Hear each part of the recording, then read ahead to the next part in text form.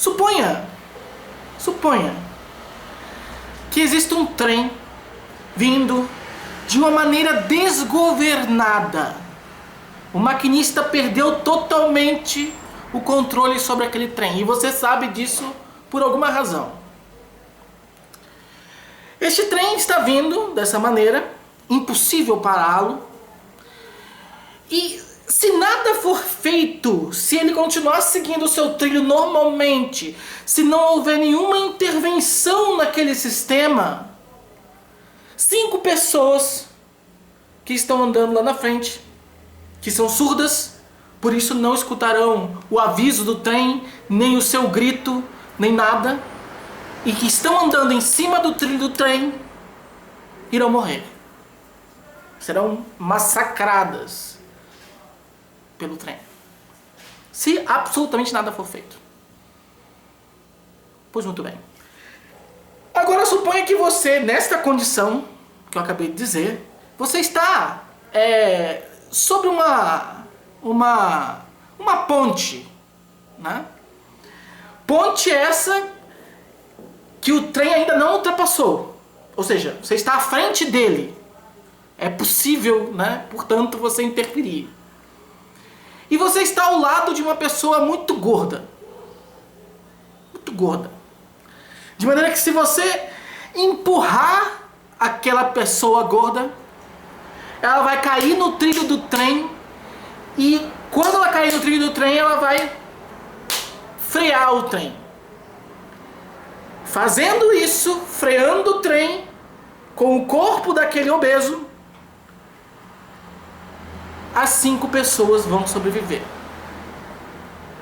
Porque antes de chegar nelas, o trem já parou. Perceba então que existe uma possibilidade de você interferir nesse sistema e mudar o desfecho da história daquelas 5 pessoas. E da pessoa também que está ao seu lado. Ok? Aí vem a grande pergunta: o que você faz? O que você faz? Você deixa as coisas fluírem naturalmente, sem nenhuma intervenção sobre esse sistema, e 5 vão morrer? Ou você interfere matando 1 para que 5 sobrevivam? Você veja que essa é uma pergunta complexa, bastante complexa de se resolver. E uma das autoras do trabalho em que eu vou basear esse vídeo aqui, eu quero trazer para vocês, a bela Molly Crockett, ela já fez, inclusive, conseguiu descobrir o que faz as pessoas pensarem diferente nesse dilema do trem, que é um dilema moral. Inclusive, ela conseguiu modificar a forma como as pessoas pensam sobre esse dilema através de estimulação craniana, mas é outra coisa. Então, só para vocês terem noção que é extremamente complexa essa decisão. Mas existem, apesar da complexidade, né, da dúvida que pode existir, só tem 2 possibilidades de resposta. Ou você deixa as coisas acontecerem como elas deveriam acontecer e não interfere e 5 vão morrer. Aí você estará agindo de acordo com a moral deontológica, aquela moral que visa um julgamento de certo e errado a priori, em que matar está sempre errado, mesmo nesse tipo de circunstância. Então, você não deve nunca matar uma pessoa, ainda que você vá salvar 5. Ok? Então esta é... E ainda vem com aquele princípio de que trate os outros como você queria que fosse tratado. Então, e se você fosse o obeso que estava na ponte, você queria ser empurrado para salvar 5 pessoas? Né? Então, indivíduos que pensam assim não interferem no sistema, deixam as coisas correrem. Isso é agir de acordo com a moral deontológica. Kant. Existe a outra possibilidade, e única também, né? Que é você interferir. Como você interfere ali? Jogando a pessoa para baixo da ponte. A pessoa vai frear o trem, ela morre, mas 5 sobrevivem. Então você está de acordo com a moral consequencialista, em que o que importa é fazer mais bem do que mal. De maneira que se você mata um para salvar 5, você tem um lucro de 4 pessoas vivas, logo sua ação é boa. Ok? Então tem essa diferença. O que esse trabalho de hoje que eu quero trazer para vocês vai mostrar é que a escolha que você faz sobre o dilema do trem interfere na apreciação dos outros sobre o seu grau de confiabilidade. Ou seja, pessoas vão confiar em você dependendo da resposta que você confere ao dilema do trem. Então, neste vídeo aqui, eu vou ensinar para vocês, de grátis, custo zero, a moral da confiança. Ou seja, como inspirar confiança nos outros através de uma decisão moral. E isso não é fácil. Vamos chegar lá. Não é tão fácil como parece. O que eles conseguiram perceber nesse trabalho, que é um trabalho extenso, com mais de 2.000 sujeitos, porque foram vários estudos feitos no mesmo trabalho, foi que as pessoas tendem a confiar mais em na interação com indivíduos que optam pela moral deontológica. Ou seja, que optam por não matar. Quando poderiam ter para salvar 5, eles não matam. Eles deixam o sistema correr como deve correr. Por quê? Porque matar é sempre errado. E eu não queria que alguém me matasse, então eu não mato. Eu não sou culpado pelo trem estar desgovernado. Então, pessoas que pensam assim, que respondem de acordo com esse tipo de julgamento moral, eles são mais aceitos. Inclusive financeiramente, quando no estudo foi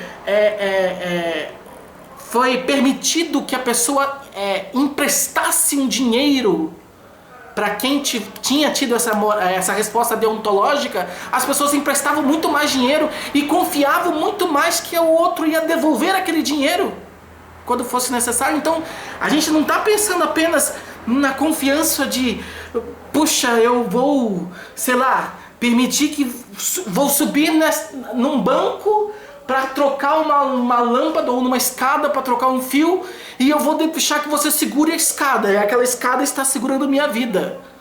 Porque eu confio em você. Certo? Não estou falando nem também nisso, mas inclusive financeiramente. Você quer ter sucesso no empreendimento ou alguma coisa assim? Pense de uma maneira deontológica.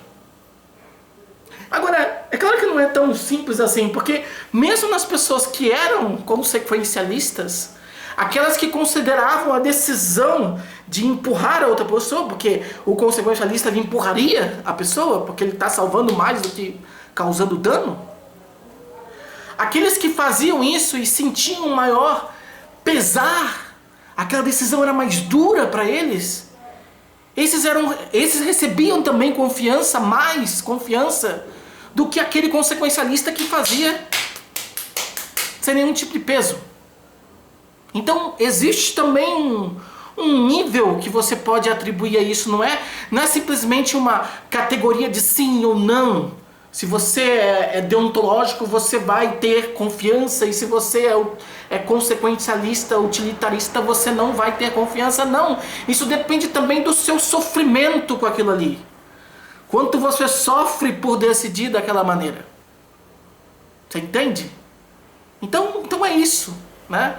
Essa é o dado interessante. E teve um texto que a Molly Crockett escreveu recentemente sobre essa pesquisa, em que ela conclui uma coisa interessante. Políticos, por exemplo,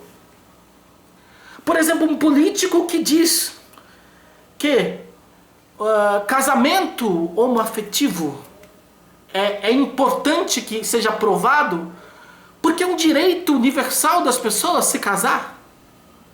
Ou seja, é importante ser aprovado porque está certo ser aprovado. Porque se eu fosse homossexual, eu queria casar. Então essa é a decisão deontológica. Em comparação àquele outro político que diz que as pessoas devem casar, deve ser aceito o casamento, mas porque quando lhe é aceito o casamento, melhora-se questões financeiras envolvidas naquilo aí. Não está se tratando do direito de fato da pessoa, está se tratando da consequência que o casamento poderia ter, que é uma consequência mais positiva do que negativa. Então são maneiras, são intenções diferentes de pensar. E quando você aplica essa regra para a política, você vê que aqueles políticos que são deontológicos, que defendem o casamento gay, porque é certo defender o casamento gay, são os políticos que recebem mais confiança do povo. Do que aquele que defende, mas defende pelas razões consequencialistas daquilo ali. Você entende? Então, isso é interessante a gente pensar. Isso é interessante porque a forma como você decide, a razão pela qual você decide que algo é certo ou algo é errado, é o que conta para a sua confiança. Ou seja, para alguém confiar em você. E dizendo isso, dá para, de alguma forma, concluir, né, que Immanuel Kant estava certo. Estava certo. Talvez não na toda a argumentação dele, né, porque ele tinha uma argumentação muito... Apesar dele não negar a questão de instinto, mas ele tinha um raciocínio um pouco torpe sobre instinto e tal. Mas nesse ponto ele está certo. A melhor maneira de se viver é não fazer ao outro o que você não gostaria que fizesse com você. Reconhecendo que tem coisas que são erradas a priori, do tipo matar porque você não queria ser morto. Do tipo mentir porque você não queria que alguém mentisse pra você. Do tipo te dar um soco ou te dar uma cuspida porque você não queria que alguém te desse um soco ou uma cuspida. Certo? E o que a gente conseguiu ver com esse trabalho é que essa é a moral da confiança. Muito obrigado.